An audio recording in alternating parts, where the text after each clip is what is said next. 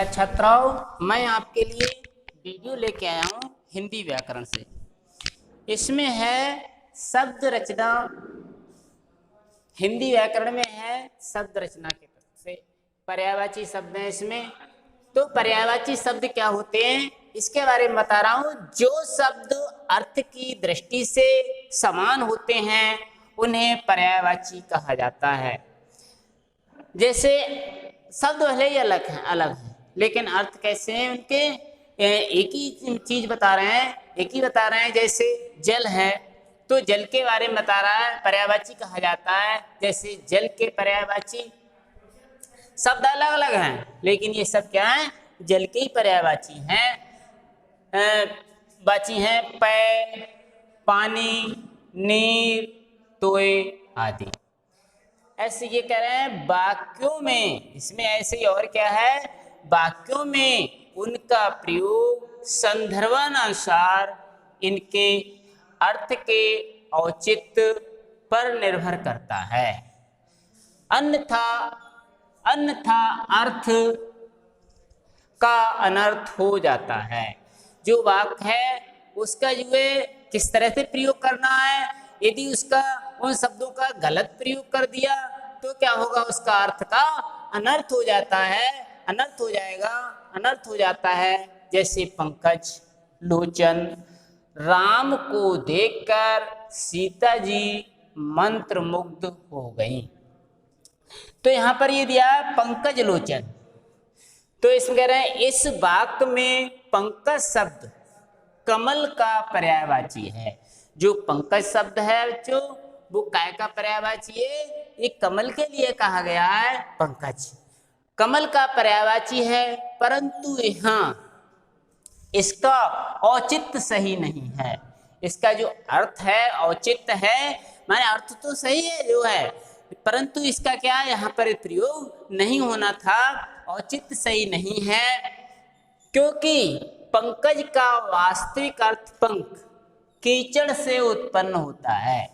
यहाँ सही प्रयोग इस प्रकार है, जो प्रयोग किया जाता है वो किस तरह से किया जाएगा, सही प्रयोग है इसका, राजीव लोचन राम को देखकर सीता जी मंत्रमुग्ध हो गईं। इसमें और पर्यायवाची बता रहा हूं मैं। प्रमुख पर्यायवाची शब्द इस प्रकार हैं। देखिए एक तरफ शब्द दे दिए गए हैं, एक तरफ पर्यायवाची दे दिए गए हैं।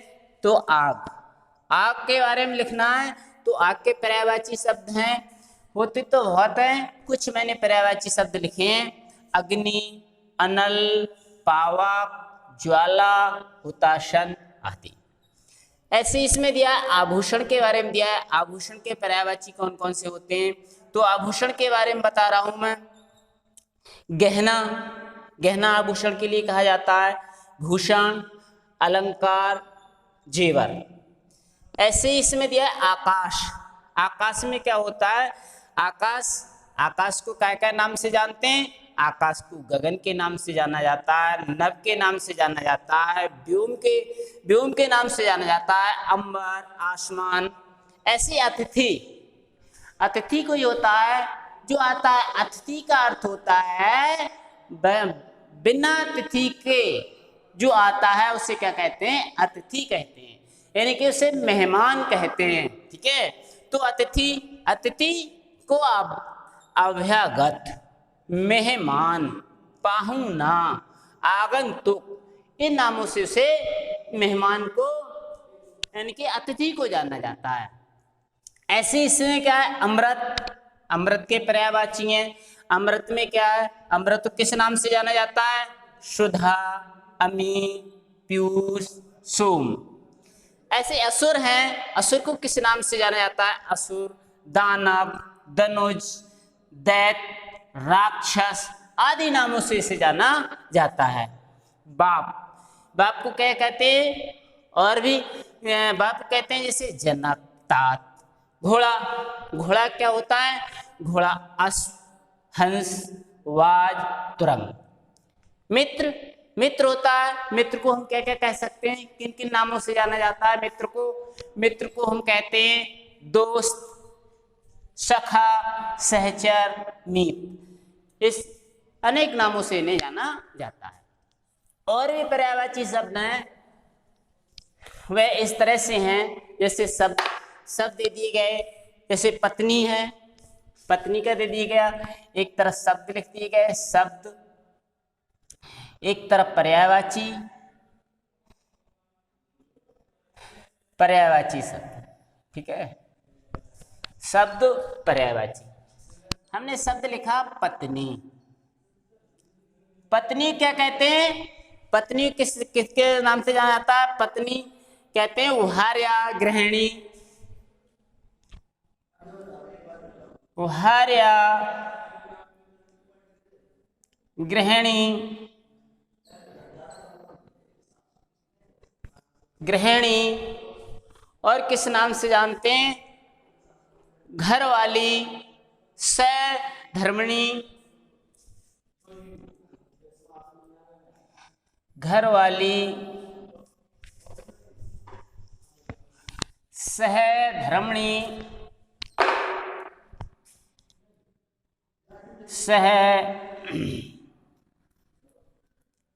सहधर्मिणी। और भी हैं, जैसे फूल है, फूल को किस नाम से जानते हैं?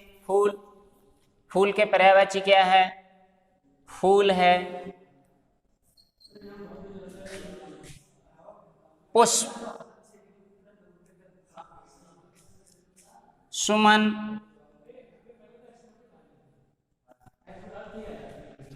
पुष्प, सुमन, और पुष्प, सुमन आदि नामों से जाना जाता है। जैसे कुसुम कह सकते हैं, प्रसून कह सकते हैं, कुसुम, प्रसून आदि। ऐसे आगे है और दिए गए हैं बच्चों। जैसे दिया गया माता, माता दिया गया है।